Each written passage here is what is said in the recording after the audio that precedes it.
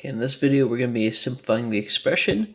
We have the binomial, the square root of 2 plus 3, and multiplied by the binomial 2 square roots of 6 minus the square root of 54.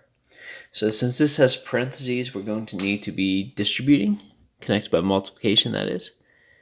So going through radical 2 times 2 radical 6, when you multiply radicals, multiply the coefficients, and then multiply the numbers inside.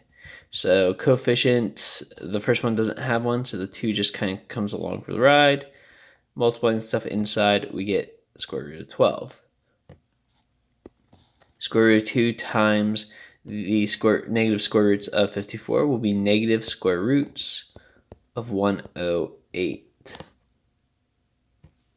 Then go through with the second term. 3 times 2 radical 6 is 6 radical 6. And then 3 times negative radical 54 is negative 3 square roots of 54. After distributing, you should always try to simplify the radicals. Sometimes you can do that, sometimes you can't. Just depends on the situation. So going through, first radical, I know a perfect square does go into 12. I can rewrite it as 4 times 3. Square root of 4 is 2, so we have 2 times 2 square roots of 3. 2 times 2 being 4. So the first one simplifies into 4 radical 3.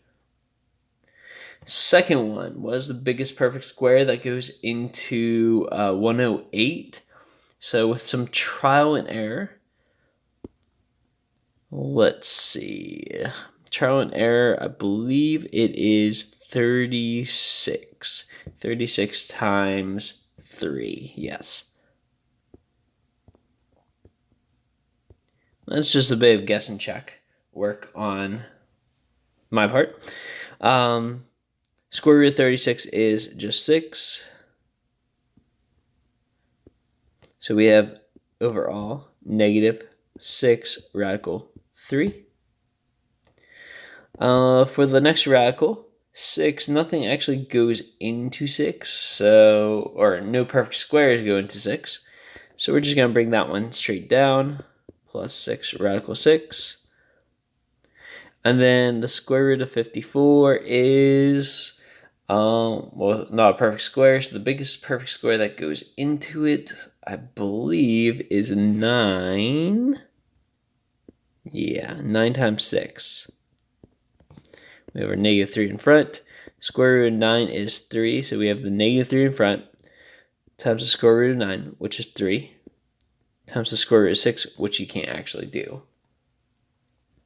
And negative 3 times 3 is negative 9, so we have negative 9 radical 6 for the last term. So the process with multiplying radicals is distribute as necessary, then simplify the radicals.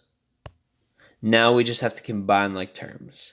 So we have 4 radical 3 and 6 radical 3.